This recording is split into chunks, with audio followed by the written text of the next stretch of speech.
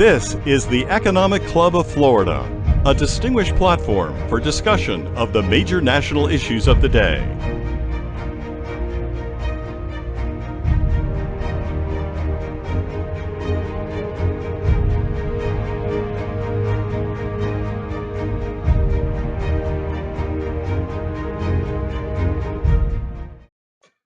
Good afternoon, and welcome to the 543rd in our series of Distinguished Speaker programs. I'm Barney Bishop, and I have the privilege of serving as your club president this year. Please send in your speaker questions using the chat button at the right-hand side of your screen. This is the easiest and most direct way to ask your questions. Once received, your questions will be reviewed and relayed to our speaker. Our next scheduled program, be sure to mark that you're on your calendars for Wednesday, May the 12th, as we welcome Alan Levine, who's the chairman, president, and CEO of Ballad Health. He'll be here in Tallahassee for an in-person program. Due to a scheduled event already at the FSU Alumni Center, our May 12th meeting will be back at the Governor's Club for this in-person program. Be sure to check the club's website to stay up to date on our upcoming speaker program schedule, which is quickly filling up. I would like to thank our club's sustaining members who provide additional financial support to the club each year. And now I'd like to introduce John Bradley, who will introduce our two distinguished speakers. John is a senior investment officer at the State Board of Administration for Florida. The SBA manages the assets of the Florida retirement system, one of the largest pension funds in the world, and currently valued at over $187 billion. He is currently responsible for the funds of $20 billion in the private equity program, consisting of more than 180 partnerships with over 60 private equity funds. John is a proud graduate of Florida State University, where he received his Bachelor's of Science degree in Finance and Multinational Business, as well as his master's degree in business administration. He's an active member of the Institutional Limited Partners Association, and he served for 6 years on their Research, Benchmarking, and Standards Committee. He is currently on our club's executive committee and is our club secretary. Now bring you John Bradley. Thank you, Barney, and good afternoon. It's my pleasure to introduce our speaker and our moderator for today's program. I'll start with our moderator, someone we all know well, our former club president and chairman, Ash Williams. Ash is currently executive director and CIO of the State Board of Administration of Florida and is responsible for managing approximately $235 billion in assets, including those of the Florida retirement system, the fifth largest public pension fund in the United States. Prior to joining the SBA, Ash was a managing director at Fir Tree Partners and president and CEO of Schroeder Capital Management. Ash currently chairs the Council of Institutional Investors, the Managed Funds Association's Institutional Investor Advisory Council, and the Alternative Investor Forum's Investor Board. He also serves as trustee of the National Institute for Public Finance and the Florida State University Foundation. We thank you, Ash, for joining us this afternoon. It's now my pleasure to introduce our guest for today's program, Jack Liu. Jack is currently managing partner at Lindsay Goldberg, a New York-based private equity firm, and a member of the faculty at the School of International and Public Affairs at Columbia University. Prior to Lindsay Goldberg, Jack served as the 76th United States Secretary of the Treasury from 2013 to 2017.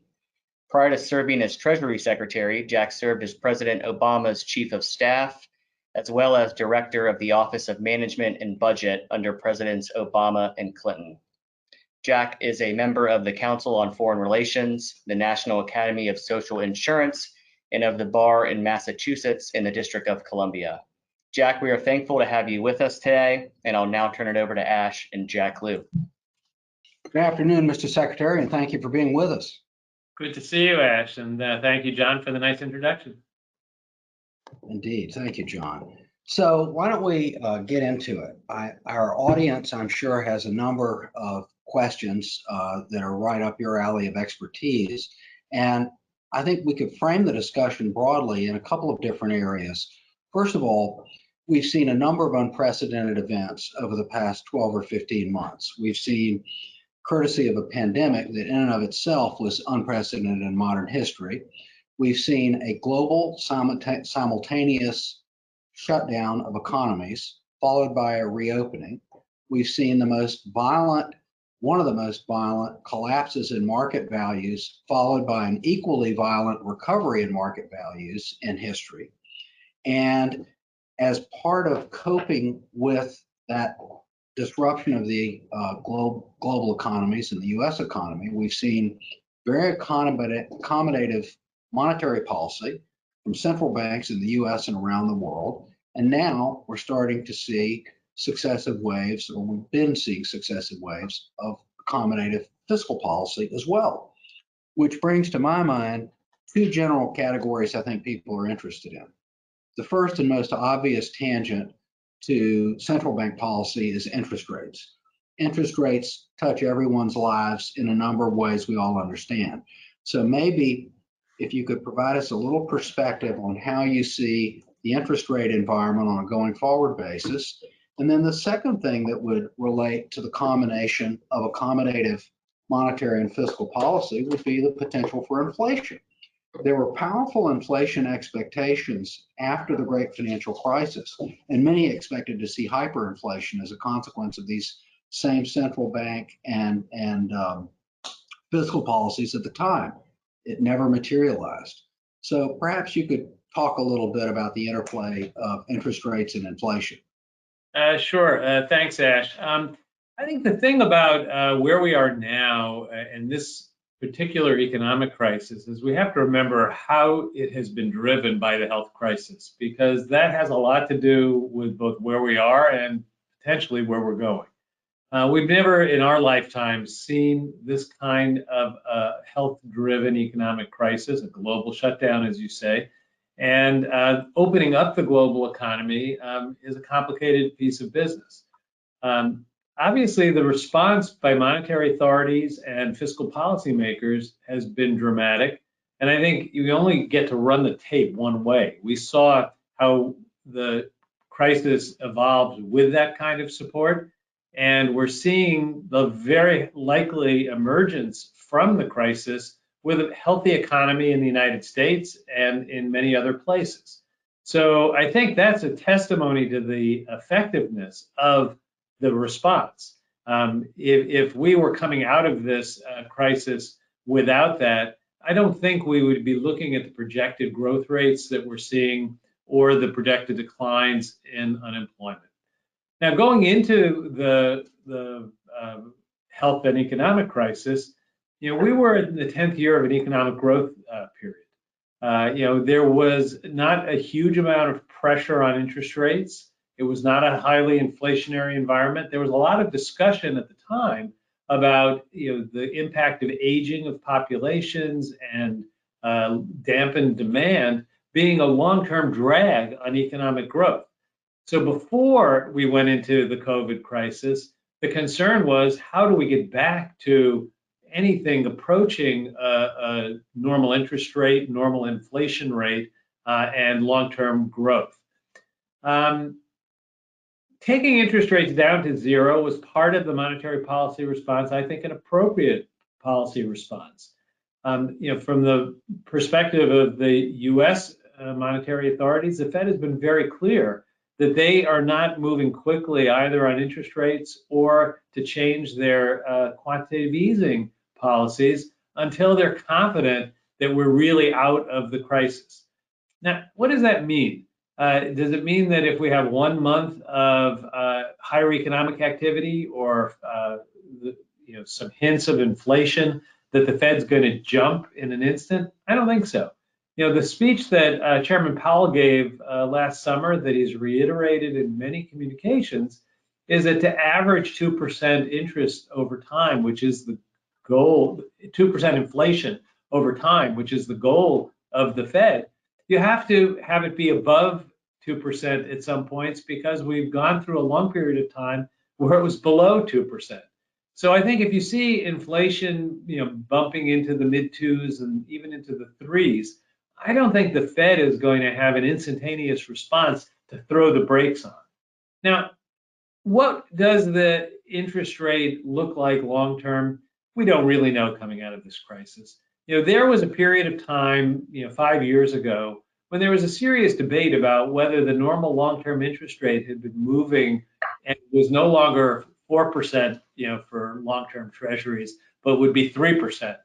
I still think that that's not a ridiculous number to have in mind as what a normal long-term interest rate is. The Fed doesn't make long-term interest rate decisions. The Fed makes short-term interest rate decisions. The market makes long-term interest rate decisions. So then the question of inflation starts to play in terms of how the market is pricing in long-term prospects for inflation. I think if you unpack what's going on right now, we have a number of things that are likely to lead to at least sporadic increases in inflation. We've seen a long period of supply interruptions because of economies being shut down. We're seeing a backlog on shipping with ports that have long waiting periods for container ships to come in. We didn't need to have an accident in the Suez Canal on top of that. And we also have pent-up demand from all of us being in somewhat unusual circumstances, many of us remote for over a year. So there's going to be things that are happening that will be transitory. The Fed, I think, is of the view, as public statements reflect, that the transitory impact will come and it will go, and that's not the basis for a monetary policy response. Now, they have to be on the alert to what are longer-term inflationary pressures. And I think the thing they normally look at is pressure on labor costs, wage pressure, and the like. We haven't seen a lot of that. We're seeing some areas of shortage of labor, but we still have 8.5 million people who are out of work and employable. It's going to take a good while to draw down those numbers. Where we will see an issue is if we have a mismatch of skills. And we can talk later perhaps about some of the ways to address that. That skills mismatch was an issue before COVID as well. And I think we do have a challenge to make sure that we have sufficient workforce skills to meet the jobs we need. But whether or not we're going to see long-term wage pressure, I'll say one more thing on that. If one is concerned about dealing with some of the underlying issues in the economy about inequality in income and wealth, a little bit of wage inflation is not a bad thing. Having wages go up is the only way to get real wage growth. So it's a question of degree.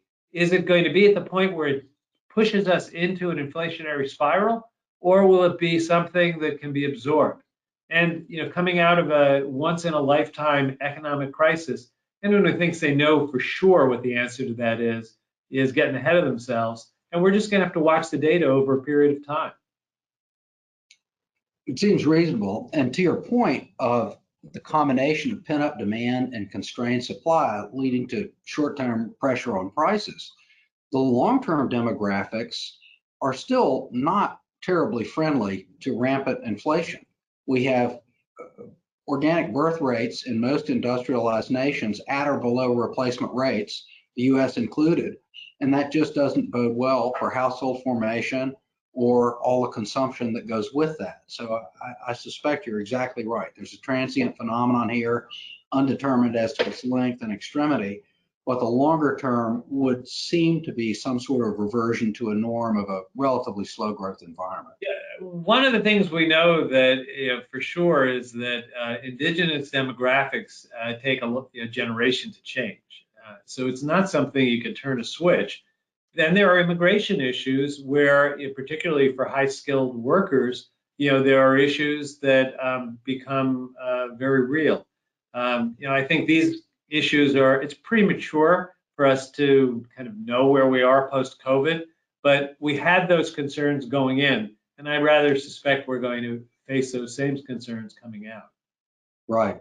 I suspect there's a productivity element involved in this as well. If we think about the way we're doing this meeting right now, and think of the adaptations so many businesses and individuals have made in their prior routines because of COVID, Some of those, I suspect, will be more durable changes that may boost productivity and may boost profitability of businesses.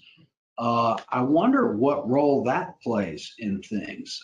Certainly, that could be friendly to growth going forward, and it may help extend the value per unit of labor consumed. So I actually think we're going to end up with a response that's hybrid going forward. Speaking for myself, I don't think there's any substitute for in-person contact to really get to know and understand the people you're dealing with. There's so many signals that you don't get over the screen that you do get when you're meeting with people in person. On the other hand, I think the likelihood is that people are not going to travel 15 hours for a 1-hour meeting, knowing full well that you can get 70% of the way there, over a Zoom. So I think it will be mixed. I suspect the impact on the economy will also be mixed. There will be improvements in productivity in some places if we all manage to do 10 or 20% more because we're not spending as much time getting from here to there. That ought to show up in the productivity of what we do. But it'll be a negative in the hospitality industry and the transportation industry, and it will free up space where we don't know what comes to fill that space. Perhaps leisure activity will fill some of the business travel activity. If you're running an airline, substituting leisure for business is not one for one, because the cost of business travel at the last minute is very different than the price of leisure travel that's long planned in advance. So I think the economic effects will flow through different industries in different ways. I think there's a pent-up demand to get back to normal, and there will be probably a period of kind of resuming more normal activity, and then I think it will equilibrate. I'd never done a Zoom until 13 months ago, and now a day doesn't go by when I don't spend more hours in front of the screen than I care to count. But I'll be happy when I'm not staring at the screen for so many hours a day. I'm with you on that. We've had a couple of audience questions come in that take us back to the question of central bank policy and monetary stimulus. So the questions are twofold. First of all, what is your feeling of the cumulative and longer term impact of QE?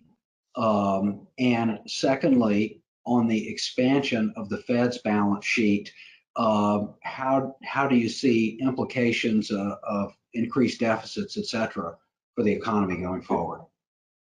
But I think the size of the balance sheet is kind of staggering when you just look at the numbers. But I think the Fed has shown a great deal of ability to manage it, to not have sudden moves that send shockwaves through financial markets. So markets kind of ask the question, when are they going to move? Because markets try to speed up the impact to put in current prices, what's going to happen over a long period of time. The Fed tends to look far over the horizon. Where do we want to be in a year, in 2 years, and 3 years? And the challenge, I think, will be communication, because everything that the Fed says when there's a change has huge ramifications domestically and internationally as markets absorb and bring forward the impact of the change. It's going to be a challenge. I think Chairman Powell has done an outstanding job, communicating, not without some stumbles. You can't be in this kind of a place without having to go back and sometimes say something again. But I think, we've seen, really over the last 10 years, the Fed, kind of fine tuning how it speaks. What I've been kind of surprised about is that markets try to get ahead of the Fed. And I think that it makes a lot of sense to listen to the Fed, because they don't make their decision based on what they're seeing on a Bloomberg screen. They look at analyses and studies that they are working on for months and years, and they don't make decisions impulsively. So I think they actually say what they mean. Now, situation can change. If we ended up where they saw the likelihood of an inflationary spiral, they would have to communicate that and then move into a new set of policies. But I don't think you'd see them turn on a dime in a way that would, certainly their goal would be not to cause undue disruption to markets. I think if you look at the interventions they made during the COVID crisis, we don't hear the story of the crises averted. But there were many moments during the COVID crisis when, because of uncertainty and fear, markets were starting to break. And they moved in and the markets closed and settled and worked. And the end result is the Fed balance sheet is a lot larger. But we didn't have a financial crisis. We don't have a financial crisis. Recovering from this health crisis is very different than recovering from a financial crisis would be. You're not seeing the kind of drying up of capital. You're seeing a slow resumption of normal activity, but there's every expectation that there will be capital there to fund business activity as we go forward. In terms of the size of the deficit, I don't think there's a number that is kind of an objective measure. One way to look at what the government can afford is the cost of servicing the debt. With interest rates so low, the cost of servicing the debt has actually gone down as a percentage of GDP, even though the amounts of debt have gone up. Now you can ask, what happens if rates spike up? Well, if rates spike up, it takes years for that to flow through because the average weighted maturity is getting longer, not shorter right now. So again, there's time to respond. I suspect you'd see a change in fiscal policy that would also have to be factored in were you to see that kind of a trend. Had we not seen an aggressive use of fiscal tools in the United States, in Europe, in Asia, we wouldn't be talking about the healthy recovery that we're looking at. And I think the differential between countries is in part how much fiscal space they had to support monetary policy, and also how effective they've been getting their hands around the health crisis. Because if you don't get your hands around the health crisis, the need for extraordinary policy grows instead of shrinks. And it's a global recovery being led really by the United States and China, with Europe a little behind. I worry that as we get to the emerging markets, and we're seeing in India, the terrible rampage of COVID in India, that's not the last story like this, sadly, that I suspect we'll see. There's going to be much longer term damage in economies and countries that don't have the fiscal and monetary tools or the health tools that we have. And that's going to require, I think, ongoing intervention. Fair enough. And when you talk about the time it takes for interest rates to ripple through economies and to show up with long-term effects, I think there's a similar condition as it relates to labor. And you touched earlier on the skills of our labor force and their adequacy and appropriateness to meet the demand where it exists for labor and where it's growing rapidly. And I would think another factor there is the mobility of labor. That's something we saw in the great financial crisis, where a lot of people couldn't go where the jobs were because they couldn't sell the house that they owned in the place where the jobs weren't. Do you see that as better or worse or about the same today as it was 10 years ago? Well, we're not seeing a crisis in the residential real estate market. Values are up, properties are selling quickly, credit is still available. So it's a very different phenomenon. We are at a time when there are other things that are impeding the ability of labor to get back to work. If your kids are not in school, your ability to go back to work is different than if your kids are in school. So as kids are going back to school, that frees people up. We've seen new patterns develop in terms of how care is provided between generations. We're going to have to kind of see how that plays through. If people have come to the view that taking care of elderly relatives at home is the right way to go, that affects who can go back into the labor force as well. I mean, we're going to need to be very attentive to what changes of preference are coming out of COVID, because it's been a 13-month period when some changes have happened that will have lingering impact. And some of it will improve economic and living standards. Some of it will create new challenges to navigate.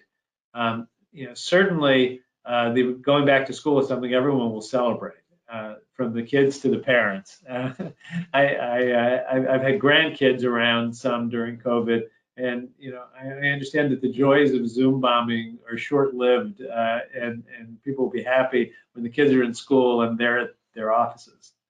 I think you're right.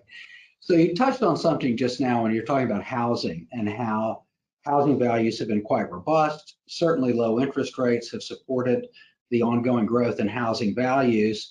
And the other thing that is very, very distinctly different today from where we were in, say, 07, 08, 09, is the supply of houses is not in excess. It's rather the other extreme. It's in shortage, which is helping drive prices.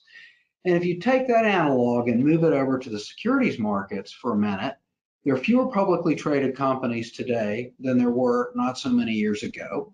Interest rates are low, discouraging capital being in fixed income assets versus assets with more growth potential, particularly if they're dividend paying assets.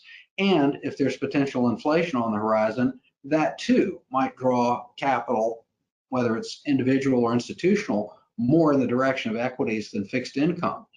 Do you think that the interest rate environment and I would not use the term suppression, but others would, potentially the very persistent stimulative environment has created a bubble in either financial or real assets? So there's no question but that a sustained period of very low interest rates, zero boundary interest rates, has had an effect on asset values. And the risk has not been priced in the way it would have been if the alternate interest rates were at a level that is more traditional. Now, does that mean there are bubbles that will burst? There certainly are investments that will turn out not to have been good investments. That's true in any interest rate environment. And when more risk is being taken, there's more chance of that. I look at the publicly traded markets, and they do seem to be overall a bit frothy, but it's not equal across all of the different sectors.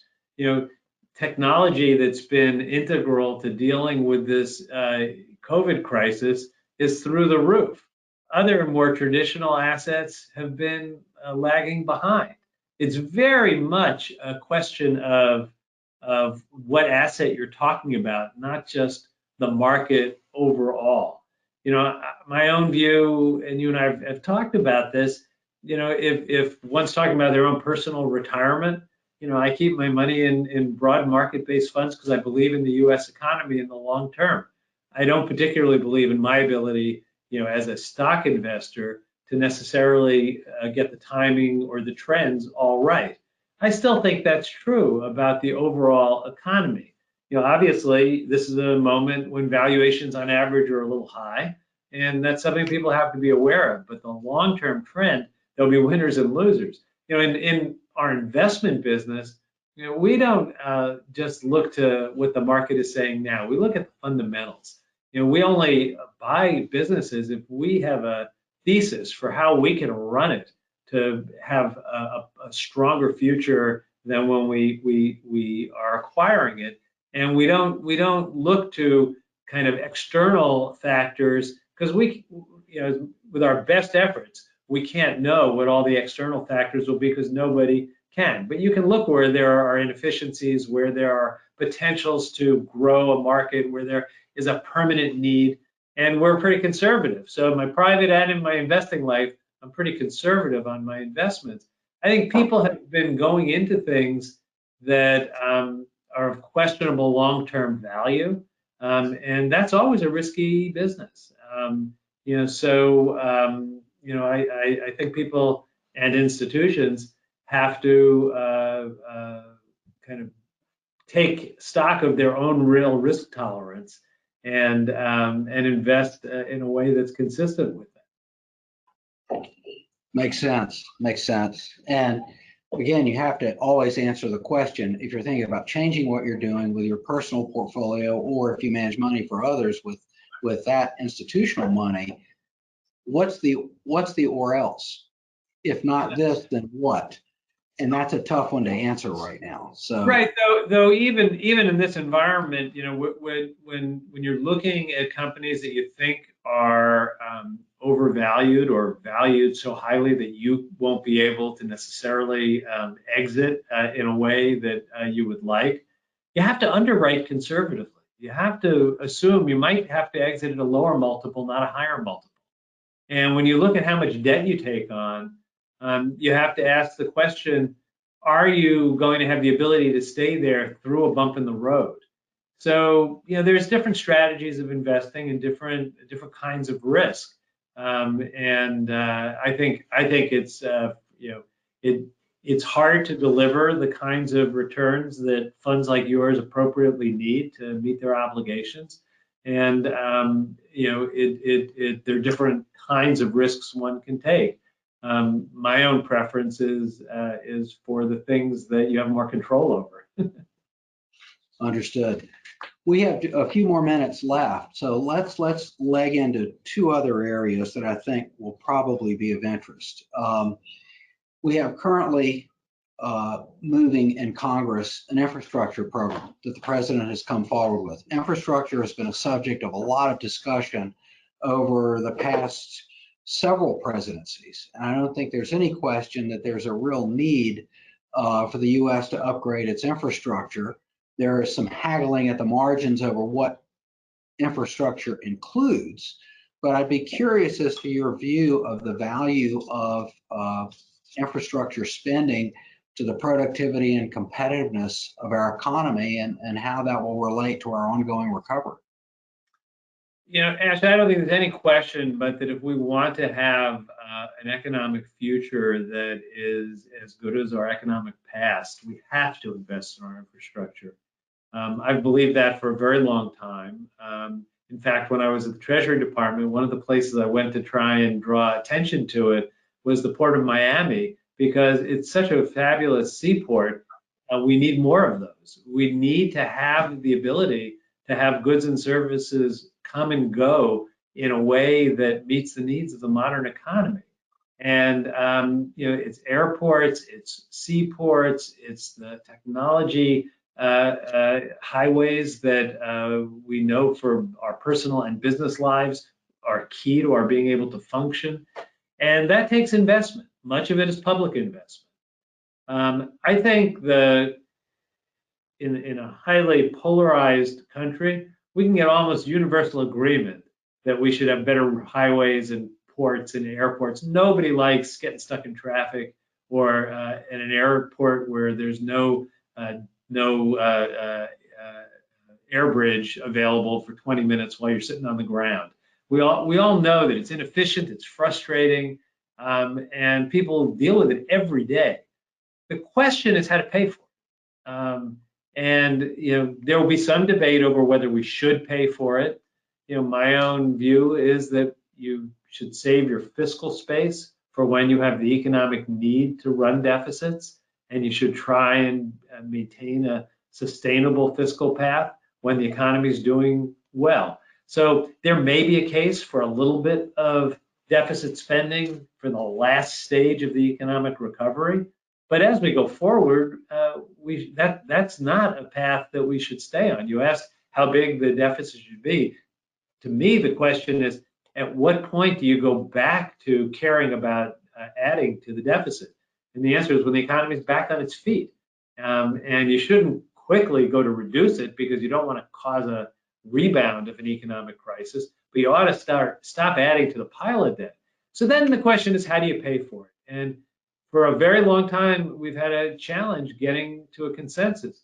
You know, for our highways, where you know we have a gasoline tax that hasn't been raised for a generation, and we've got to now be attendant to the fact that a gasoline tax won't cover the vehicle miles traveled by electric vehicles. So there's going to be a need to modernize how you think about even the motor vehicle tax.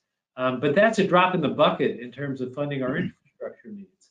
You know, at some point, one has to raise revenue to pay for an investment program. And I think we're about to have a pretty fulsome debate over what the demand for infrastructure investment is and what the willingness to pay for it is. You know, I'm happy to offer views on some of the individual proposals, but to me, the kind of theoretical question is, are we willing to do some hard things to pay for the infrastructure we need? I hope the answer is yes, because if we want to compete with China, if we want to compete with emerging economies, we can't let our infrastructure crumble. The things that have drawn investment to the United States and have made the United States economy so vibrant is the quality of our people, the quality of our markets, and the quality of our infrastructure. And I would add the quality of our system, the fact that the rule of law is something people have relied on. We have to watch all of those things because that is our national treasure. Couldn't agree more. Couldn't agree more. And the other element is that it's one of the few areas where you can spend money that you not only stimulate the economy by employing Americans and by extension, making sure they have skills that are worthy in the marketplace to put them to work, but you're also creating long-lived assets that will benefit generations of Americans yet unborn. So to me, it's just an unambiguous winner. But it's been a tough one for Congress to get its head around because everybody gets hung up on exactly the key question you just addressed, which is how should we pay for this? Is it a user pay model? Is it a debt model? Is it a general taxation model? And that's just a political discussion that needs to evolve and be solved. And that's why you have a deliberative body in Congress. And in the end, the numbers are large enough that it's not one answer. You probably need a user model. You probably need general taxation. And, you know, at the right moments, debt is not the wrong thing to do, but it can't be the whole answer. I mean, we're not going to get the infrastructure we need if it all has to be put on a credit card. It's also not entirely a federal issue. I think of the states as laboratories of democracy around the country. And I know here in Florida right now, our legislature is in session. And one of the policy initiatives that's under contemplation is whether people who own electric cars pay additional fees for their registration. And in return for those additional fees, the state would fund building a much larger number of high-speed charging stations on major routes around Florida. I think for us, with the number of people we have coming to Florida for vacations and tourism, accommodating electric cars makes a lot of sense, and it's a distinguishing factor that would be good for us in any number of ways. And that's a classic example of something that has nothing to do with federal spending. It's a state initiative that for our own interests has been proposed, and it's under consideration now. Whether it passes or not is another matter, but it's an illustration. And I suspect some of these issues will come together. I mean, we saw in Texas the need for us to harden some of our electric infrastructure just to deal with the stresses that are predictably not one-off events. We don't know when they'll hit and where they'll hit. Well, while you're hardening your system is the time to think about how do you modernize it to meet the needs of the future, not to just address what they were designed to meet when they were put in place 50 years ago. Right. So let's kind of come back to the core theme of what we're talking about, which is COVID and the post-COVID world. Let's, having assessed the domestic environment pretty thoroughly, let's go on the road for a little bit and compare where the U.S. is in terms of the war on the COVID-19 virus and the success of our vaccination program. Let's compare ourselves with Europe, and let's talk about the European economy for a little bit and relative competitiveness there, relative challenges, opportunities for them, particularly in a post-Brexit environment. And then after flogging that for a little bit, if we still have some time, let's go to Asia and China in particular. Sure. Look, I think the least common denominator is that the country's getting its hands around the health crisis has been key to getting its economy moving again. And it didn't work to ignore COVID in any place where that was the strategy. And until we had a vaccine, it took the extraordinary kinds of measures like shutdowns and real remote conditions in order to prevent the spread. So I think the United States has gone through different phases. I think right now we're kind of at the lead in terms of vaccination, and therefore we have every reason to believe our economy is going to be one of the drivers of global growth in the next year.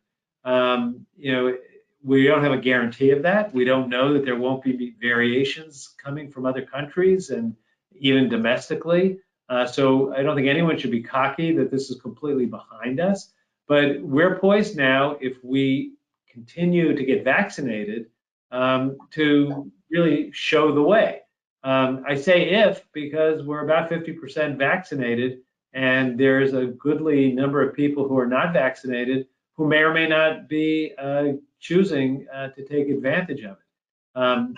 That's a challenge, because until we get to, I'm not a scientist, but until we get to like 80% vaccination, you don't have herd immunity. So we're still a ways away. Hopefully that's going to fall into place and we'll be okay. Europe, did reasonably well responding economically. I would say they get higher marks than Europe has gotten for dealing with things collectively in terms of monetary and fiscal measures. They had different practices in different countries on how to manage the shutdown and the precautionary moves. That had an effect on what the infection rates were and what the kind of long-term economic impact were. But really, the vaccination issue is now what's distinguishing. I mean, the UK, which you didn't do great on the prevention side early on, is ahead of Europe on vaccinations. Europe is just catching up. If Europe can catch up on the vaccination, they're poised to have a reasonably strong economy. But if you go over to Asia, several Asian countries that didn't have a very substantial outbreak at the beginning also had, for cultural reasons, both in terms of the acceptance of masking after SARS, but also because of the willingness to follow rules for one reason or another, a lower infection rate. They're actually, because they're behind us in vaccination, somewhat more at risk now of having more health problems. China is ahead of many other countries in Asia, both in terms of having limited the spread after an initial period of denial. They kind of shut things down, and they do have their own vaccines, which, even if they're not as effective as ours, are widely available. I think, when you look at the kind of leaders of economic growth, the United States, China, and Europe are where the growth for the global economy seems to be coming from. I do worry when you look at large countries, large economies like India that haven't seen the worst of this yet, both suffering enormous human tragedy, but also an economic loss that isn't just within their borders. It becomes a loss to the global economy. So I don't think we're done with this crisis globally. And I certainly hope that we're able in the United States to not see another round of it, and to be the leaders to show how you get out of it. And going beyond the crisis, the COVID crisis, when we think about China and we think about China's assertion of itself around the world, it's just been more assertive of its presence and shifting perceptions of its role on the planet, and potentially challenging the United States for global superpower leadership. How do you see the potential for cooperation between these two competitors at a major global level, frenemies, if you will? How do you see that unfolding and finding alignment, the potential for finding alignment? So look, I think the U.S.-China relationship is the most important bilateral relationship in the world. We're the two largest economies, the two most powerful countries, very different values and systems and differences on so many things. it is not a good thing for either the United States or China or for the world if we're on a path of inevitable conflict. On the other hand, we're not going to ever step back from criticizing if China does things that are either unfair economically or wrong in terms of human rights. And that's creating a tension geopolitically as China, reaches out to make itself more of a presence. That raises increasing risks of bumping into each other physically as well as verbally.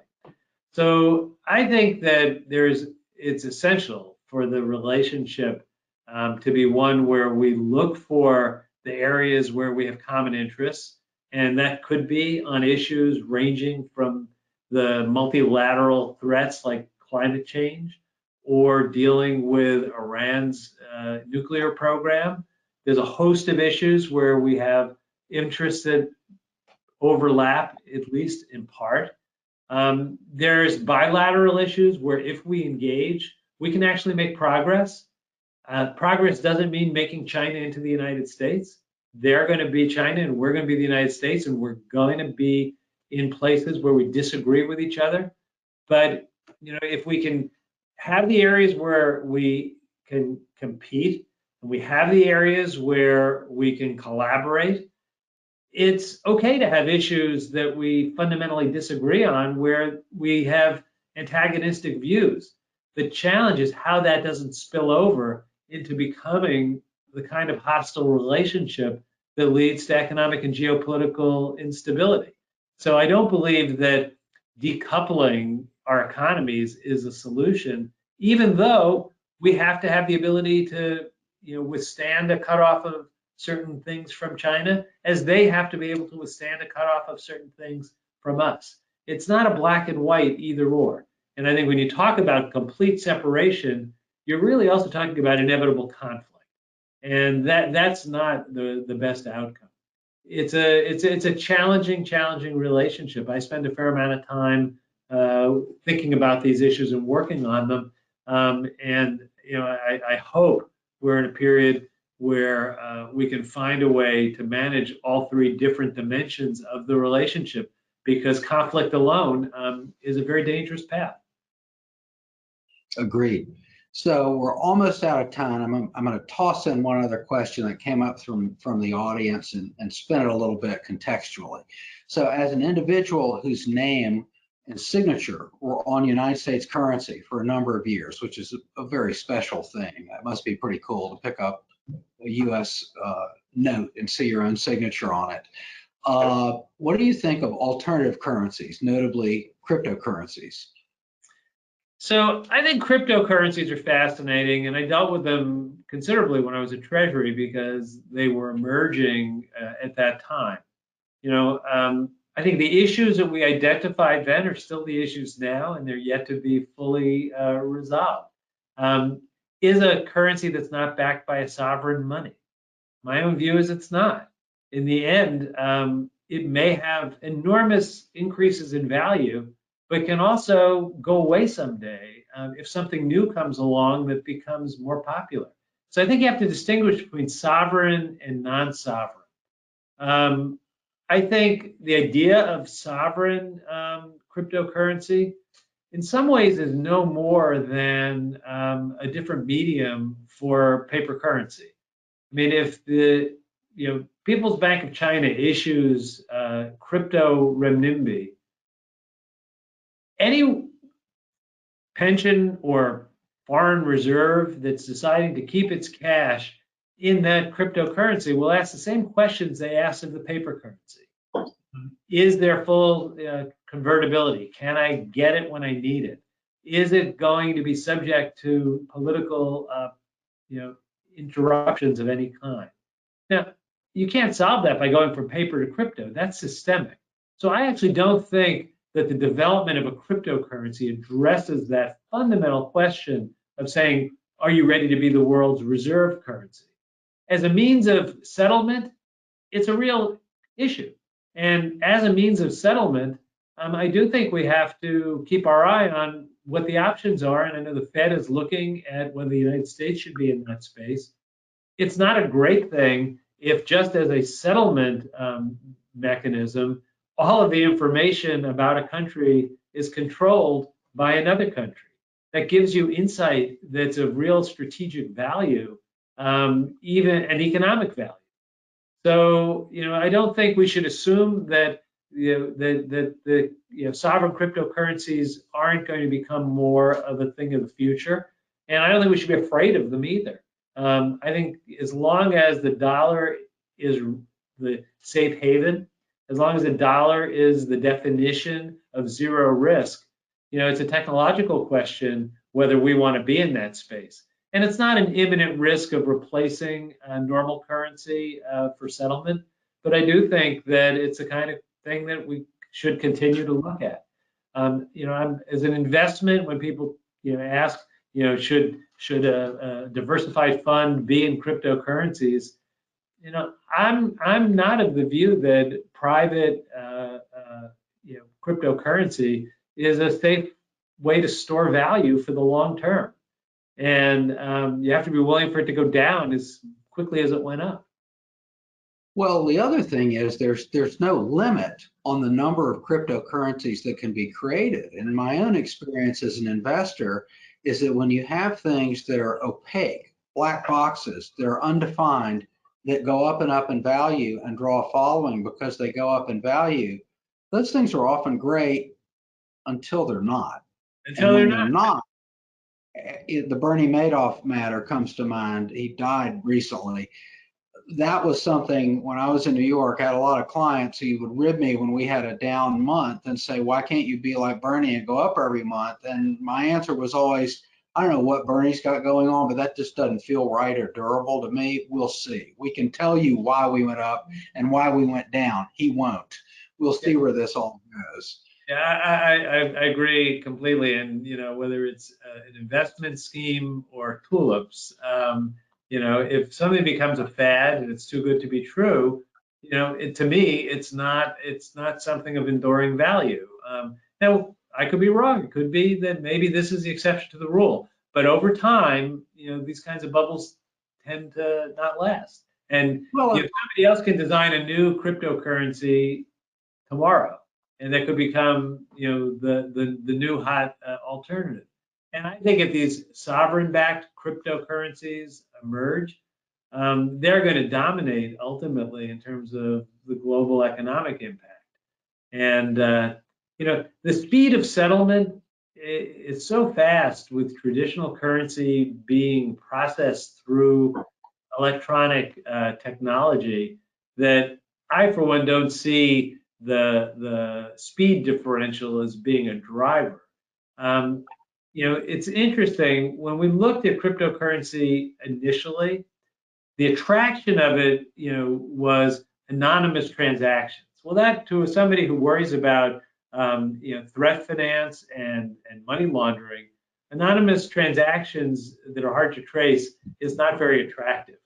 But ironically, cryptocurrencies actually have a repository of digital fingerprints that is greater than cash currency. And it depends how you use the medium, not what the medium itself is. Well, and for those who are just itching to invest in the area, I would offer this idea. You don't have to pick individual crypto units to invest in. You can invest in companies that provide platforms for trading and valuing and executing these currencies and do it that way. Well, we've run out of time. I want to thank you so much, Mr. Secretary. It's wonderful as always. Your wisdom is always delightful to partake of. You're generous to share it with us. I'm going to turn things back over to Club President Barney Bishop so that he can add his thanks and bring our meeting to a close. Thank you. Good to be with you, Ash.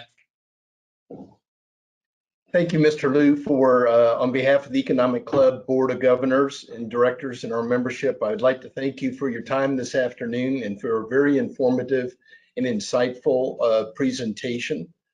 As a token of our sincere gratitude today, we will be sending you in the mail a beautiful eagle sculpture by Stanley Proctor, a nationally renowned artist. And I think it's something that you will enjoy receiving and hope that it will be something that you'll display in your office. So Well, thank you very much. Thank you, Barney. Good to be with you, and my best wishes for all of you to be well and safe. Yes, sir. Two last announcements that I would like to make is that we're going to have two in-person meetings in the month of May. One is going to be May 12th, as we already announced. That'll be at the Governor's Club with Alan Levine, the CEO of Ballad Health, the 40th largest hospital system in America. And then on May 20th, back at our normal place, the FSU Alumni Center, will be Juan Carrilla, who's the CEO and the director of the Port of Miami. So thank you, members, and we're now adjourned.